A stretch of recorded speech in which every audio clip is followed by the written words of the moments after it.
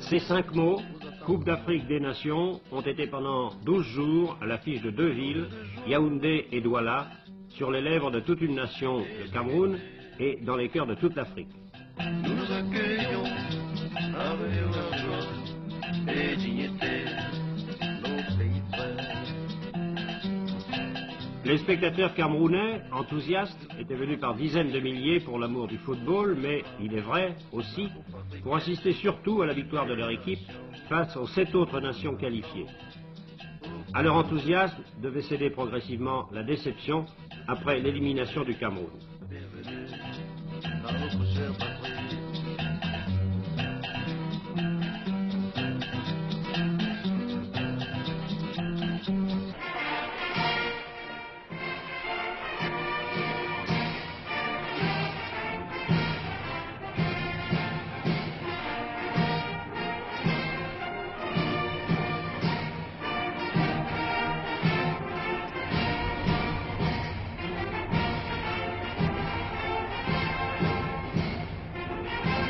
Côté officiel, le président de la République fédérale du Cameroun, son Excellence El Hadj Amadou Ahidjo, donnait un cachet particulier à cette manifestation en honorant de sa présence plusieurs rencontres de football.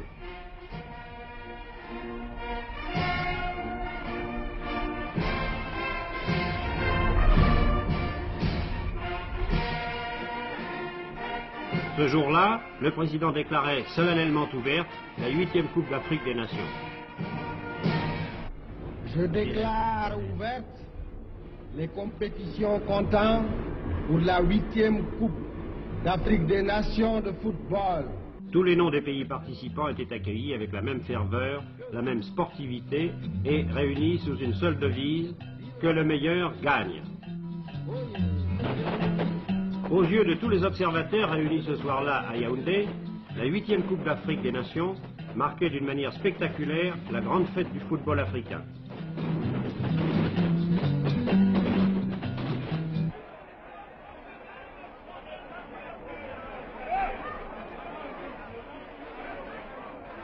Le président Ahidjo donnait alors symboliquement le coup d'envoi des compétitions.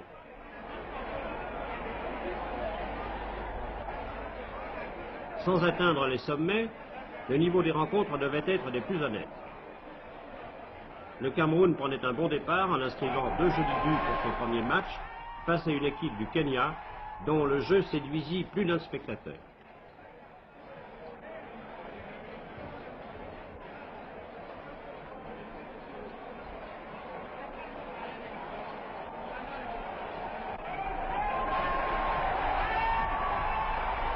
Sans convaincre, le Cameroun se qualifiait pour les demi-finales. Quant au Kenya, en l'absence d'un buteur, il était éliminé. Avec le deuxième match Togo-Mali, journalistes de tous les pays se souviendront de la remontée des Togolais face aux Maliens. Mais cela leur sera insuffisant pour se qualifier pour la phase suivante de la Coupe. À Douala, pour le groupe B, le choc Zaïre-Congo était craint par certains, mais attendu de tous. Le match devait d'ailleurs se dérouler dans une parfaite correction. Quelques émotions cependant pour ce joueur zaïrois, mais finalement plus de peur que de mal.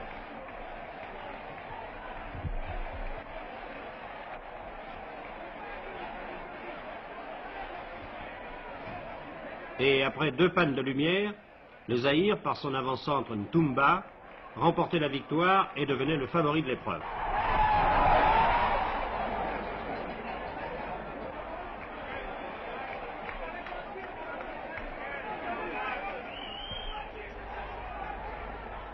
« 2 mars, demi-finale à Yaoundé. Le Congo-Brazzaville, qualifié par tirage au sort aux dépens du Maroc, créait la surprise en éliminant d'ailleurs très régulièrement le Cameroun par 1-0. Malgré les encouragements du président Ahidjo, le Cameroun, victime de la défaillance de certains éléments et abandonné par la réussite, n'accédait pas à la finale.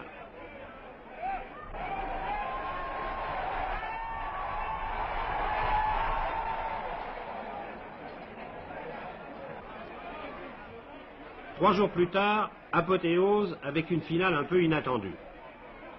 Le Mali, qui avait défait à Douala le Zaïre 4-3 après prolongation, rencontrait le Congo-Brazzaville. Le Mali, en première mi-temps, prenait l'avantage par un but de Diakité, mais en seconde mi-temps, la logique du sport était une fois de plus battue en brèche quand, par 2 fois, le Congolais Mbono permettait à son équipe de prendre l'avantage. Après l'égalisation, 2 minutes plus tard, Mbono inscrivait un deuxième but de toute beauté.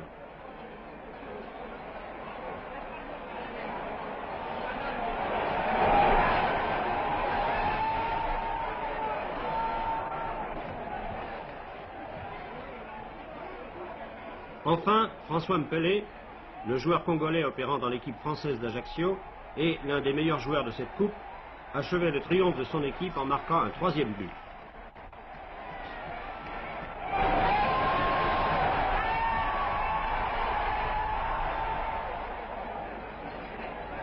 La victoire ne pouvait plus alors échapper à l'équipe congolaise. Une dernière réaction des avants maliens, privés, il est vrai, de Salif Keïta, blessé, leur permettait de réduire la marque par Moussa Traoré.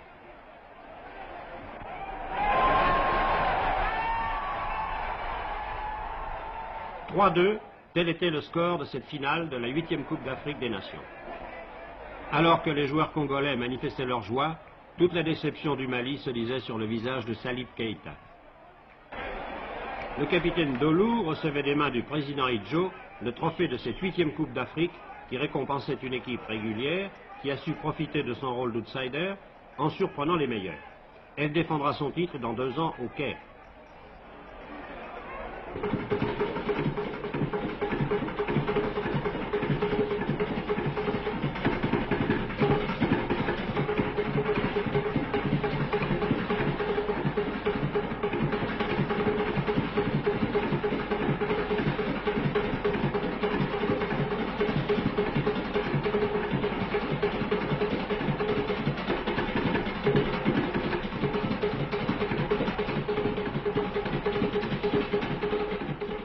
Après les stades, officiels, journalistes et nombreux spectateurs étaient au rendez-vous d'un gala pour l'élection de Miss Coupe d'Afrique des Nations.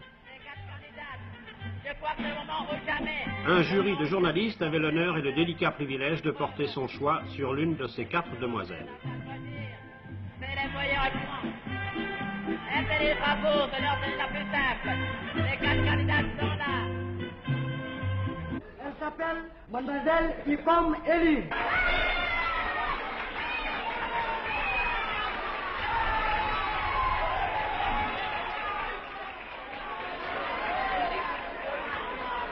Les félicitations officielles du ministre de la Jeunesse et des Sports du Cameroun seront suivies prochainement d'un voyage et d'un séjour à Paris avec une soirée au Lido.